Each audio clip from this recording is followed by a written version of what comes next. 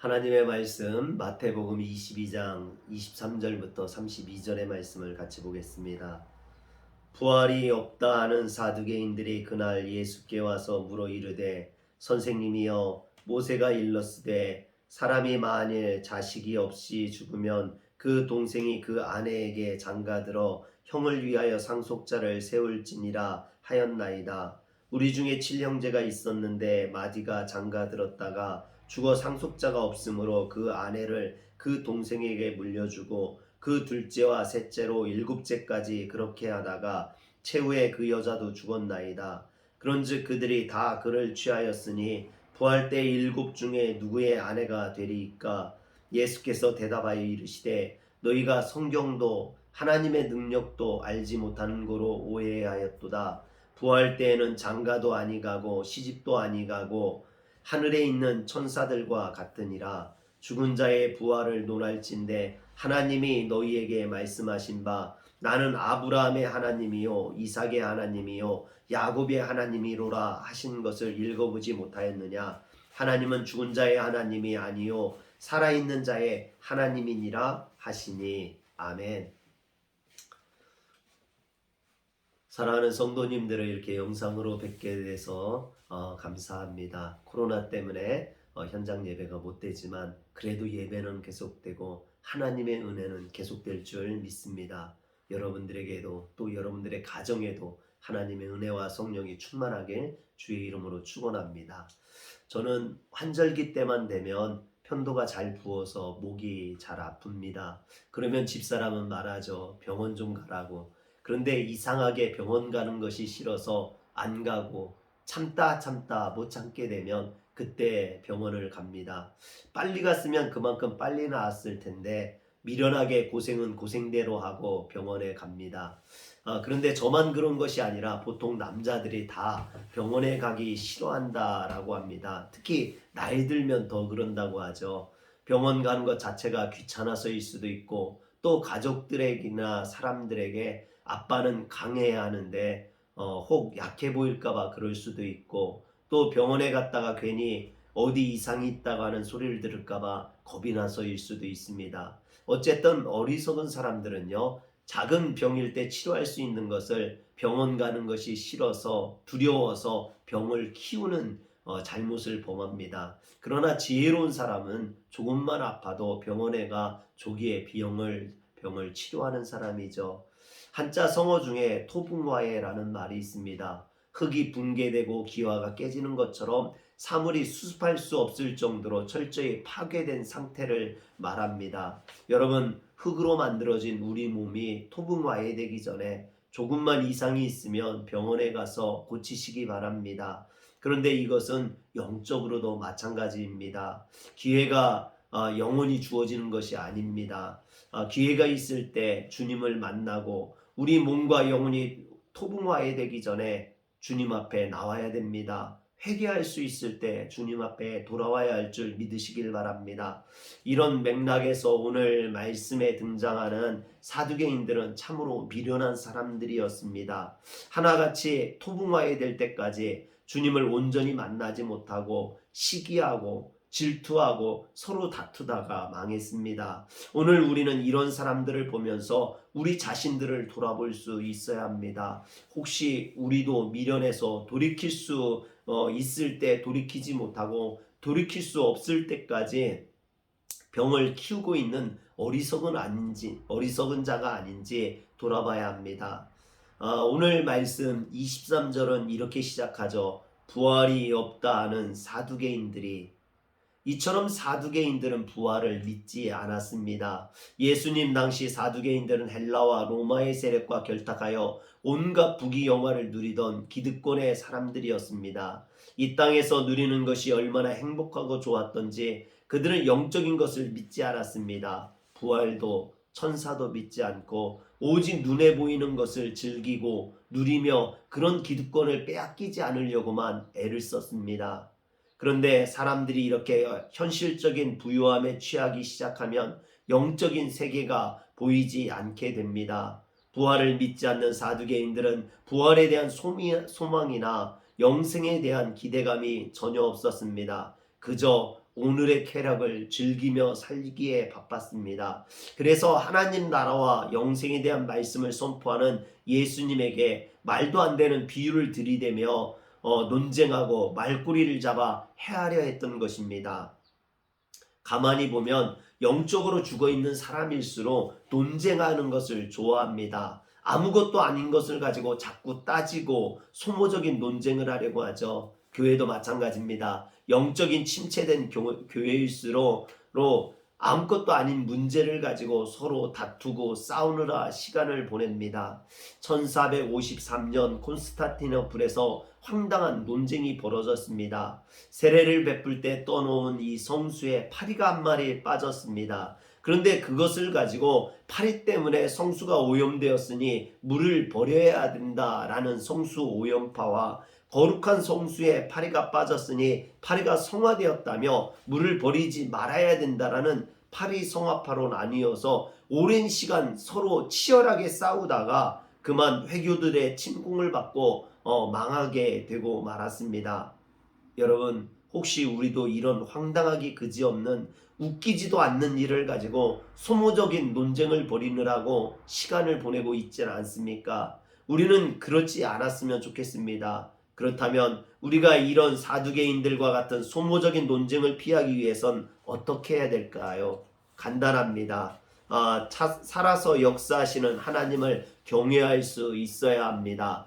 오늘 말씀 31절과 32절에 보면 예수님께서는 죽은 자의 부활을 논할진대 하나님이 너희에게 말씀하신 바 나는 아브라함의 하나님이요 이삭의 하나님이요 야곱의 하나님이로라 하신 것을 읽어보지 못하였느냐? 하나님은 죽은 자의 하나님이 아니요 살아있는 자의 하나님이니라 하시니라 말씀하셨습니다. 이 말씀은 구약의 출애굽기 3장 6절의 말씀을 예수님께서 인용하신 것이죠. 그 당시 하나님은 모세에게 자신의 거룩함을 드러내시면서 나는 내 조상들의 하나님이니 아브라함의 하나님, 이삭의 하나님, 야곱의 하나님이라 말씀하셨습니다. 여러분, 아브라함이나 이삭이나 야곱은 이미 죽은 사람들입니다. 그렇다면 그 죽은 사람들의 하나님이라고 말하실 때 과거형을 써서 나는 아브라함의 하나님이었고 이삭의 하나님이었고 야곱의 하나님이었다라고 말해야 맞습니다. 그런데 하나님은 이렇게 과거형으로 이야기하신 것이 아니라 현재형으로 말씀하시면서 나는 아브라함의 하나님, 이삭의 하나님, 야곱의 하나님이라 말씀하셨습니다. 즉 아브라함이나 이삭이나 야곱 같은 이스라엘의 족장들은 이미 죽어 이 땅에 존재하지 않지만 이것이 영원한 멸망을 의미하는 것이 아니라는 것입니다. 죽은 자나 산 자나 여전히 하나님의 통치 아래 놓여 있다라는 것이죠. 그러므로 그 하나님을 경험하려면 그분을 현재형으로 만날 수 있어야 됩니다. 아브라함, 이삭, 야곱, 모세, 다윗 그들이 하나님을 만났던 것처럼 오늘 우리도 지금 이 시간 여기서 역사하시는 하나님 현재형으로 만날 수 있어야 할 줄 믿으시길 바랍니다. 그런데 이상한 것은 성도가 영적으로 눈이 어두워지면 현재의 신앙은 없고 자꾸만 옛날 신앙을 이야기하게 됩니다. 예전 교회에서는 어땠는데 그때는 내가 열심히 했었는데 여러분 이 얘기가 뭡니까? 예전에는 열심히 했는데 지금은 그렇지 않다라는 말입니다. 여러분 과거에 열심히 한 것 물론 중요하죠. 그러나 지금 현재 열심히 하는 것이 100배는 더 중요합니다. 구원은 옛날 신앙으로 받는 것이 아니라 현재의 신앙으로 받는 줄 믿으시길 바랍니다.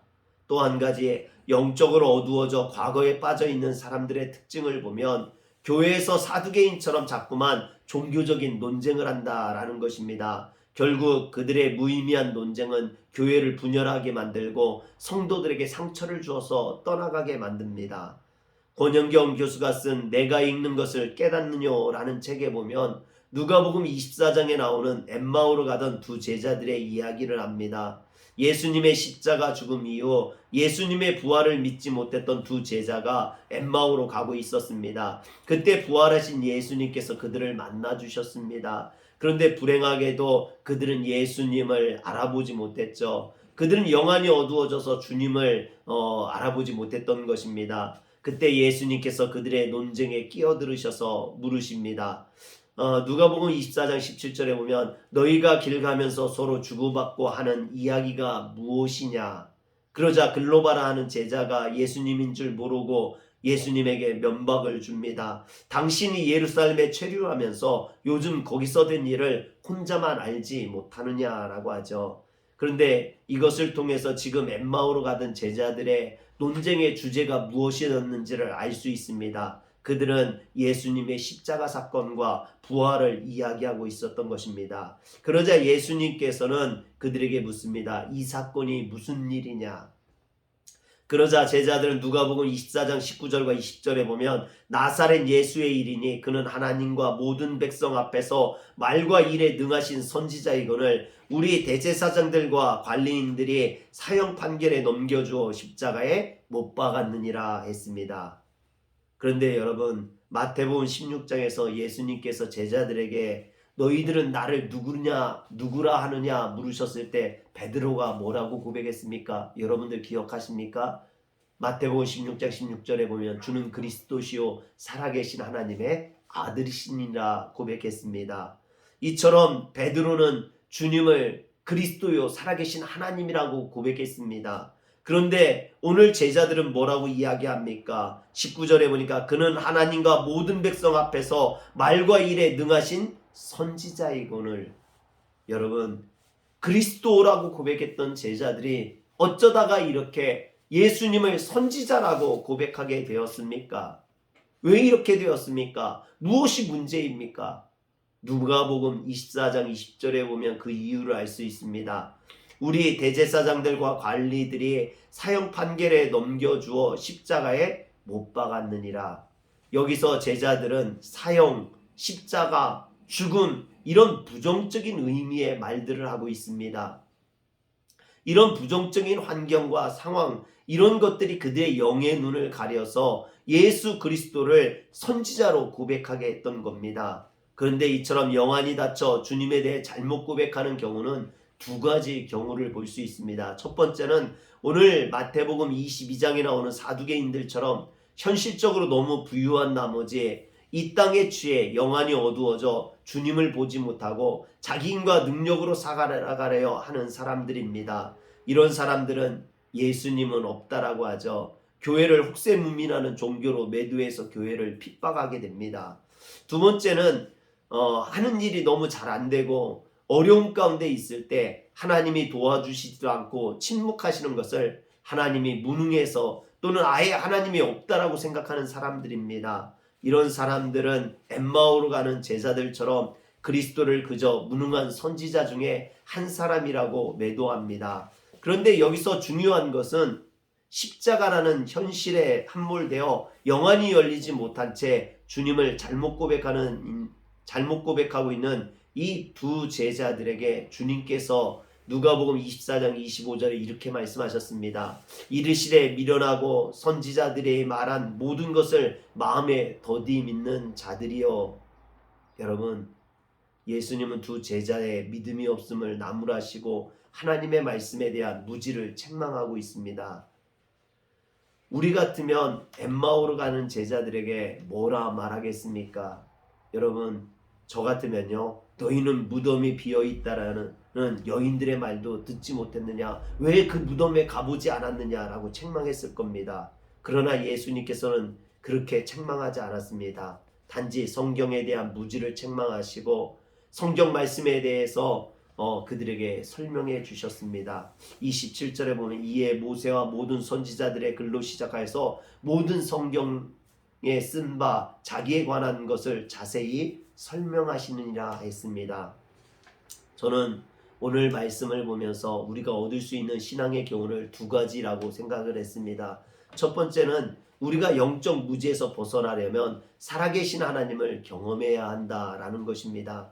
하나님은 죽은 자의 하나님이 아닙니다. 산자의 하나님이십니다. 이것을 쉽게 말하면 과거 어느 한순간에 일하셨던 하나님이 아니라 현재 이 자리에서 역사하시는 하나님이라는 것입니다.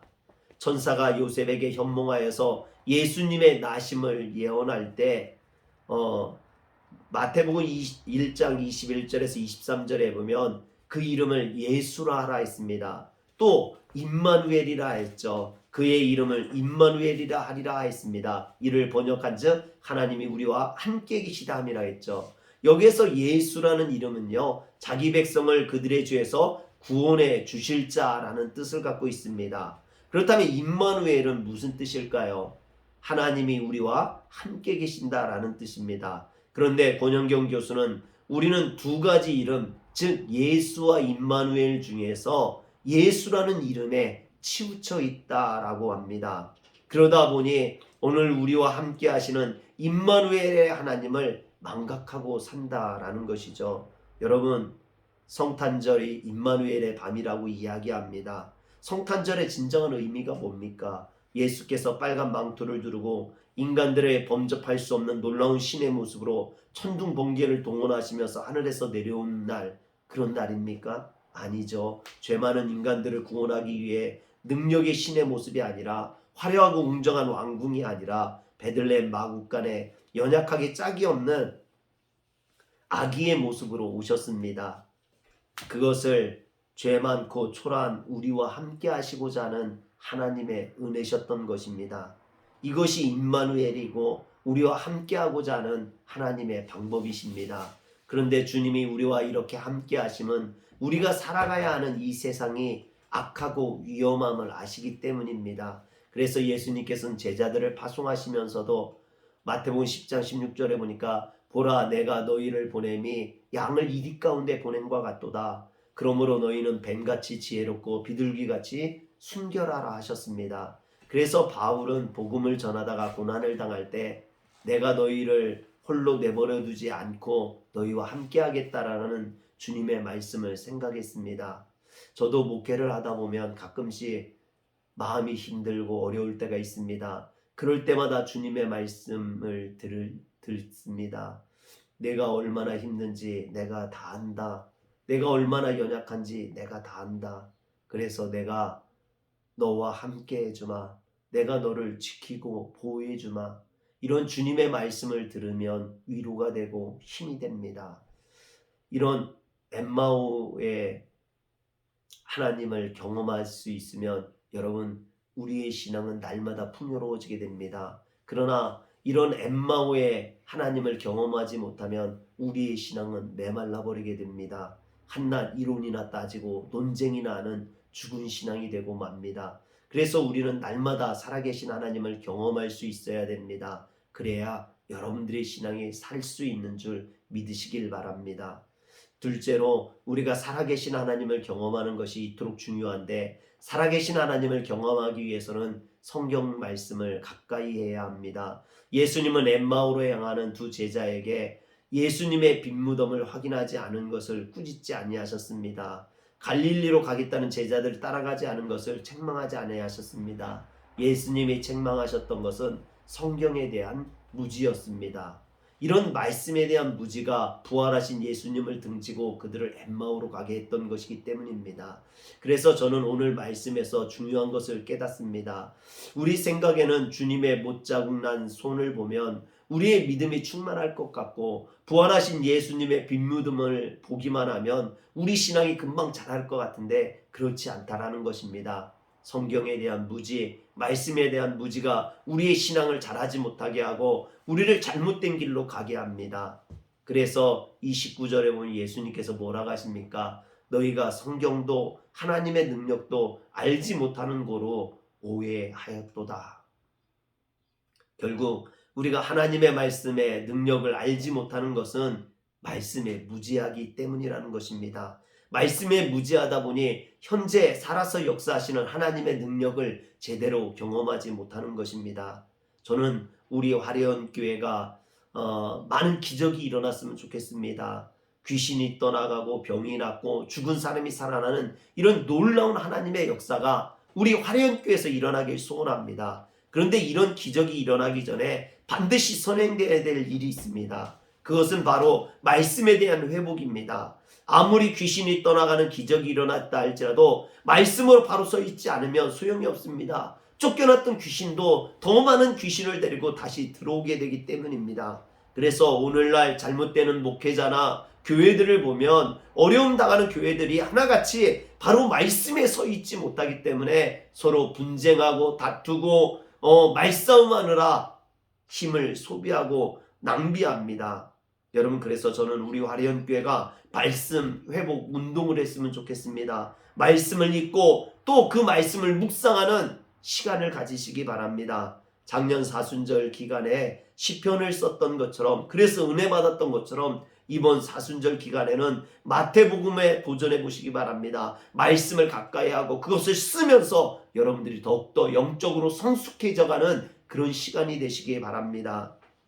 예수님이 이 땅에 올 때 마리아를 통해서 오셨습니다. 그때 마리아가 예수님 탄생에 대해 예고를 듣고 얼마나 놀랐겠습니까? 처녀가 아이를 낳는다는 게 이게 보통 문제입니까? 그런데 마리아는 당황하고 놀랐지만 천사가 누가복음 1장 37절에 대저 하나님의 모든 말씀은 능하지 못하심이 없느니라 라는 말씀을 듣고 이렇게 고백을 합니다. 주의 여종이오니 말씀대로 내게 이루어지이다. 여러분, 이게 우리의 신앙이 되어야 됩니다. 마리아처럼 주의 여종이오니 말씀대로 내게 이루어지이다. 여러분, 그런데 우리는 왜 마리아처럼 고백하지 못합니까? 말씀에 무지하기 때문입니다. 말씀이 온전히 들리지 않기 때문입니다. 그래서 말씀에 대한 확신도 믿음도 없는 것이죠. 우리가 시편 기자처럼 주의 말씀은 내 발의 등이요 내 길의 빛이니이다 고백할 수 있다면 오늘 우리는 하나님을 경험하게 될 것입니다. 죽은 자의 하나님이 아니라 산 자의 하나님을 경험하게 될 줄 믿으시길 바랍니다. 기도하겠습니다. 사랑하시는 사랑의 하나님, 오늘도 우리를 만나주시고 우리를 이끌어 주시니 감사합니다. 우리가 주의 말씀에 민감한 자들이 되어서 그 말씀을 붙들게 하여 주시옵소서. 말씀의 무지에서 영안이 닫히고 하나님을 만나지 못하는 그런 미련한 사두개인과 같은 자들이 아니라 주님을 만나고 주님의 말씀으로 거듭나서 오늘 이 삶 속에 주님의 능력을 나타낼 수 있는 저희들 되게 하여 주시옵소서. 우리 주 예수님의 이름으로 기도합니다. 아멘.